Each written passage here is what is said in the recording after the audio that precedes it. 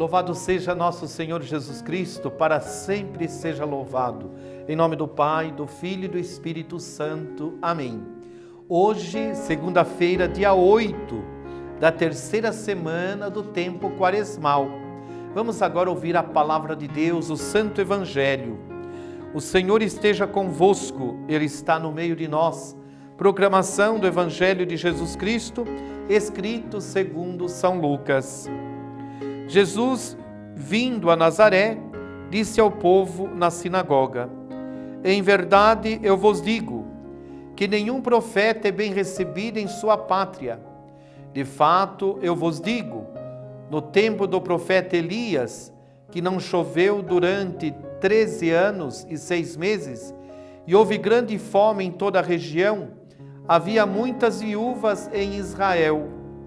No entanto, nenhuma delas foi enviado Elias, senão a uma viúva que vivia em Sarepta, na Sidônia. E no tempo do profeta Eliseu, havia muitos leprosos em Israel. Contudo, nenhum deles foi curado, mas sim Naamã, o sírio.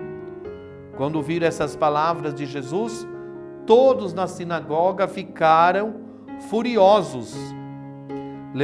Levantaram-se e expulsaram da cidade, levando-no até o alto do monte, sobre o qual a cidade estava construída, com a intenção de lançá-lo no precipício.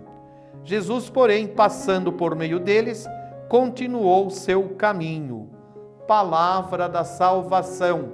Glória a vós, Senhor. Meus irmãos, minhas irmãs, acabamos de ouvir a palavra de Deus, o Santo Evangelho, o Evangelho de São Lucas, capítulo 4, versículos de 24 a 30. Aqui nós vemos, Jesus foi expulso da sinagoga de Nazaré, sua terra. Seus antigos companheiros tinham dificuldade de reconhecer nele o Filho de Deus. Em Jesus, Deus se faz pobre, humilde, próximo, vulnerável, muito diferente do Messias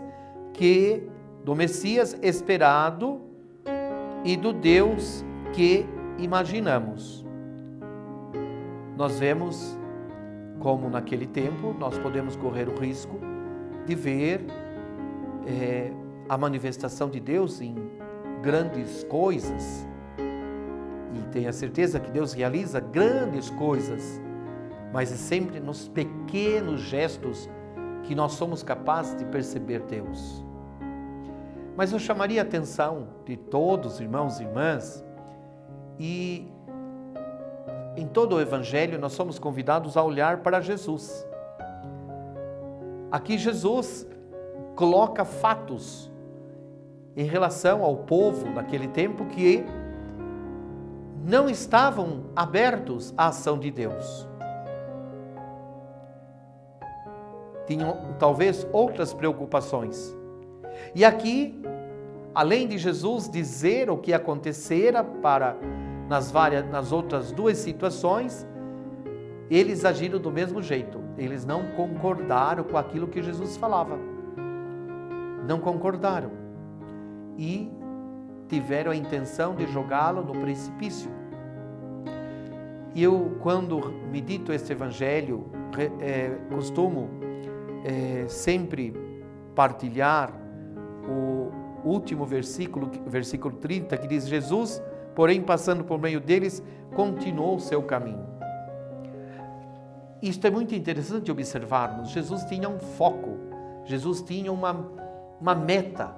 A meta era anunciar o reino de Deus, a meta era curar os doentes, nos salvar. Então ele não dá trela para os seus inimigos, não só nesse texto, mas em outros textos também, que Jesus muitas vezes é provocado, é criticado, mas a missão dele está acima de qualquer coisa.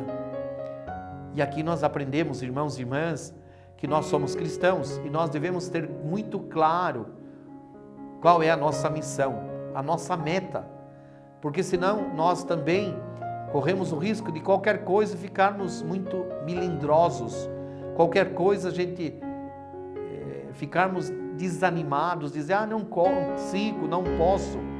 Se eu tenho meta, se eu tenho foco, eu enfrento e passo por tudo. E qual é o foco, qual é a meta do cristão? Jesus Cristo, olhar para Ele, caminhar com Ele. E quando nós caminhamos com Jesus, nós temos força de vencer e superar todos os obstáculos. Que o Senhor os abençoe e os proteja no dia de hoje e que você possa refletir durante o dia se você tem esta meta, se você tem esse foco, se o seu olhar, a sua vida está voltada para olhar e viver os ensinamentos de Cristo. Se estiver fazendo assim, você será o homem mais feliz, a mulher mais feliz e terá força de vencer todos os obstáculos. Que Jesus seja a meta principal na sua vida. Que o Senhor os abençoe e os proteja. Ele que é Pai, Filho e Espírito Santo. Amém. Louvado seja Jesus Cristo, para sempre seja louvado.